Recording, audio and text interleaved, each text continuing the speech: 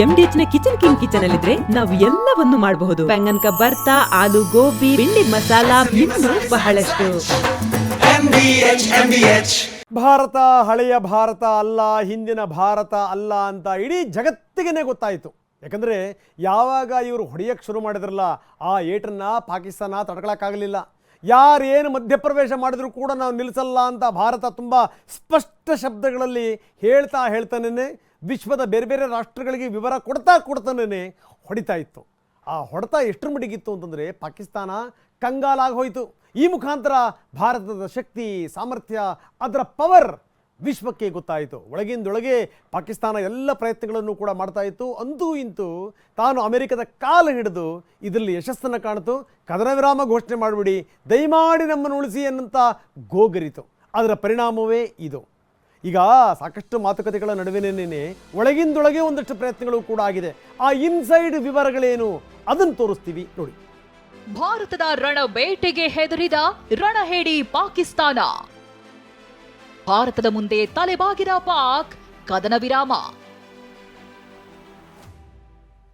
ನಾವು ಯುದ್ಧ ಮಾಡ್ತೀವಿ, ಅಬ್ಬರಿಸ್ತೀವಿ, ಸಮುದ್ರ ದಾಳಿ ಮಾಡ್ತೀವಿ, ನೀರು ನಿಲ್ಲಿಸಿದ್ರೆ ಡ್ಯಾಂಗಳನ್ನೇ ಹೊಡೆದು ಹಾಕ್ಬಿಡ್ತೀವಿ ಅಂತ ಬೊಬ್ಬೆ ಹಾಕಿದ್ದ ಪಾಕಿಸ್ತಾನ ನಾಯಕರೆಲ್ಲ ಸೈಲೆಂಟ್ ಆಗಿದ್ದಾರೆ. ಭಾರತ ಕೊಟ್ಟ ಏಟಿಗೆ ಮಕಾಡೆ ಮಲಗಿದ್ದಾರೆ. ಭಾರತ ಹೇರಿದ ನಿರ್ಬಂಧ, ಭಾರತದ ದಾಳಿಯಿಂದ ದಿವಾಳಿಯಾಗಿದ್ದ ಪಾಕಿಸ್ತಾನಕ್ಕೆ ದರಿದ್ರ ಸುತ್ತಿಕೊಳ್ಳುತ್ತಿದ್ದಂತೆ ಜ್ಞಾನೋದಯವಾಗಿದೆ.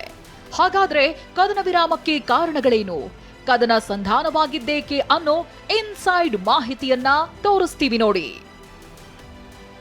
ಭಾರತ ಕೊಟ್ಟ ಏಟಿಗೆ ನಡುಗಿ ಹೋಗಿದ್ದ ಪಾಕಿಸ್ತಾನ ಕದನ ವಿರಾಮಕ್ಕಾಗಿ ಅಮೆರಿಕಾದ ಮೊರೆ ಹೋಗಿತ್ತು. ಸಂಘರ್ಷ ನಿಲ್ಲಿಸಲು ಮಧ್ಯಸ್ಥಿಕೆ ವಹಿಸುವಂತೆ ಪಾಕ್ ಮನವಿ ಮಾಡಿತ್ತು. 48 ಗಂಟೆಯಿಂದ ಕದನ ವಿರಾಮಕ್ಕಾಗಿ ಅಮೆರಿಕಾದ ನಾಯಕರು ಪಾಕಿಸ್ತಾನ, ಭಾರತದ ಜೊತೆ ಮಾತುಕತೆ ನಡೆಸಿದ್ರು. ಅಮೆರಿಕಾದ ಕಾರ್ಯದರ್ಶಿ ಮಾರ್ಕೋ ರೂಬಿಯೋ ಇಲ್ಲಿ ಪ್ರಮುಖ ಪಾತ್ರ ವಹಿಸಿದ್ರು.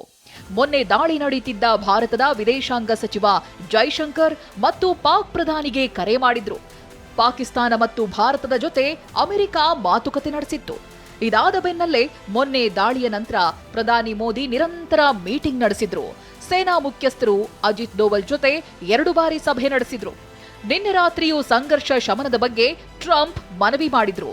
ಇದೆಲ್ಲದರ ಬಳಿಕ ಮಧ್ಯಾಹ್ನ 3:30ಕ್ಕೆ ಭಾರತದ ಜೊತೆ ಪಾಕಿಸ್ತಾನ ಸಂಪರ್ಕ ಮಾಡಿದೆ.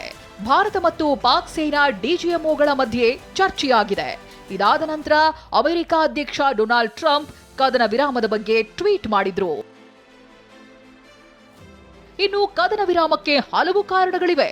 ಅದೇನು ಅಂತ ನೋಡೋದಾದ್ರೆ, ಏಪ್ರಿಲ್ 22ರ ನಂತರ ಪಹಲ್ಗಾಮ್ ದಾಳಿಯ ನಂತರ ಪಾಕಿಸ್ತಾನದ ಮೇಲೆ ಭಾರತ ಆರ್ಥಿಕ ಯುದ್ಧ ಸಾರಿತ್ತು.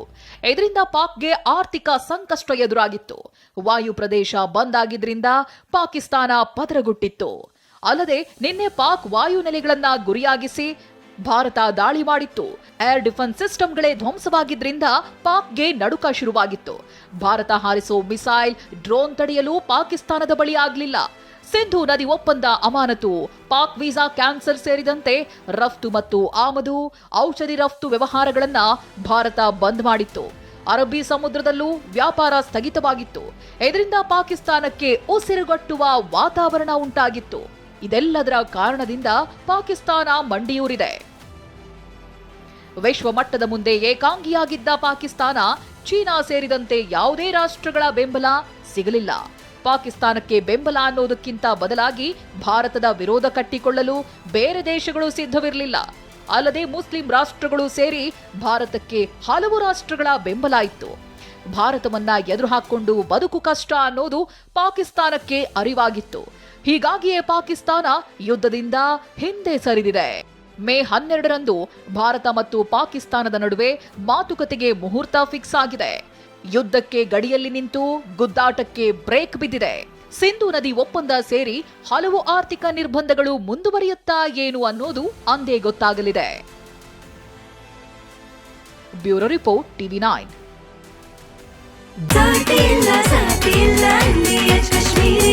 ಅರೆ ಕಡಿಮೆ ಹಾಕು, ಆದ್ರೆ ಅಸಲಿ ಹಾಕು. MDH ಕಾಶ್ಮೀರಿ ಕೆಂಪು ಮೆಣಸಿನ ಪೌಡರ್.